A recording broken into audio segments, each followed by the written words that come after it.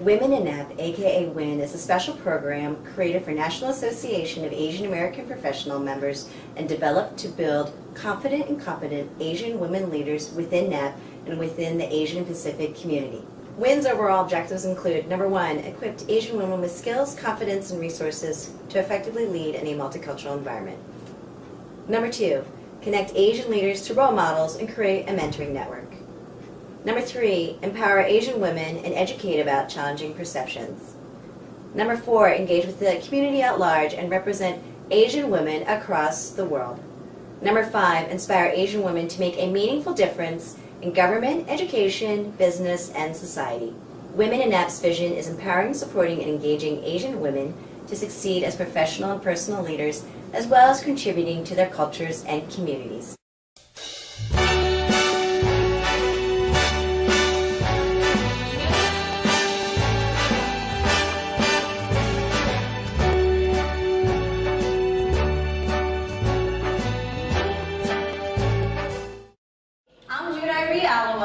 For those of you, a couple of years ago, you heard the story of why I call myself Judai. But I want to go in a little bit more about my own personal story. I don't know about all of you, but I grew up with a father who was very, very domineering.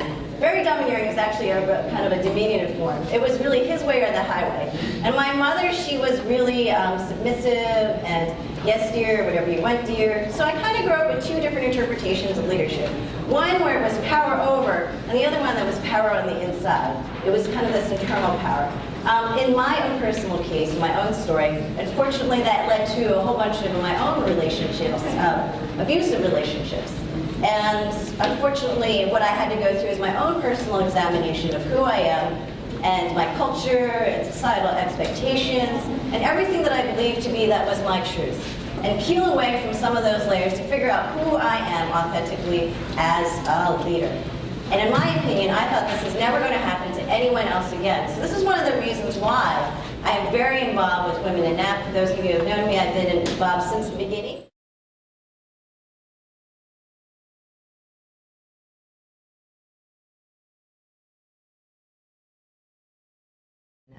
Yeah, sure. I think, being a NAP member definitely opens your experiences to a lot of different areas. We have everyone from IT to finance to politics to everything, right? So you get to dabble in a lot of things. Leadership development is definitely something that's a key attribute.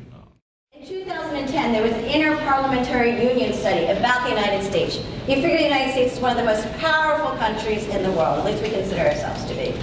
And when it comes to women's leadership, where do you think that we rank out of 186 countries in the world for women's leadership? 170? Anybody else? 75. 75? 30. 30? But you don't think we're in the top 10? Who do you think that we tie with? We tie with Turkmenistan. Does anybody know where Turkmenistan is?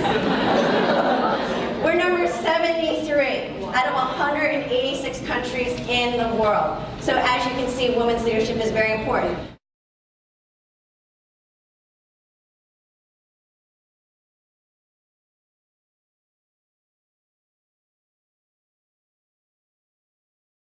So this actually comes from Ann Doyle's exercise. This is from Marsha Clark. Marsha Clark and Associates. It's on page 216. From some of her research, she has discovered, but she hasn't tested it out on Asian men and women, on the powerful men and powerful women's side, that the men are leaders, smart, dominating, and aggressive. On the women's side, smart, strong, and decisive. These are the general themes that she has noticed over time. On the powerless side, we have men being weak, wimpy, and lazy, as well as women being scared, abused, and victims. So the difference between the men and the women on an unconscious basis, a man is choosing to be weak and lazy, where a woman is perceived, a powerless woman is perceived as a victim, as a person who has no choice. So if you're an emerging leader, if you're a younger woman in particular, it really helps to know what your behavioral styles are, how you manage, how you deal with conflict, just the type of person you are going into it, because then it helps you understand and acknowledge your strengths and weaknesses and be able to work on those so that, as you're interacting with other people, how better to work with them, because then you'll recognize those same strengths and weaknesses in others. Job of that, but you're right, there are a lot of words we could have used more space. And the words are all over the place, from intuitive, resilient, confident, risk takers, decision makers, encouragers, inspirational, do what men do but in stilettos,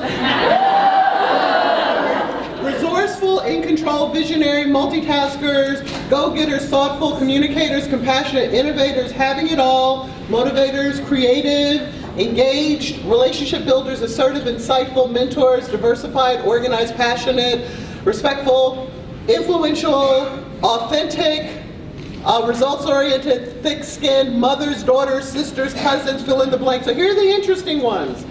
Feared and fearless. There was another one that was interesting. Biatch. We're not taking And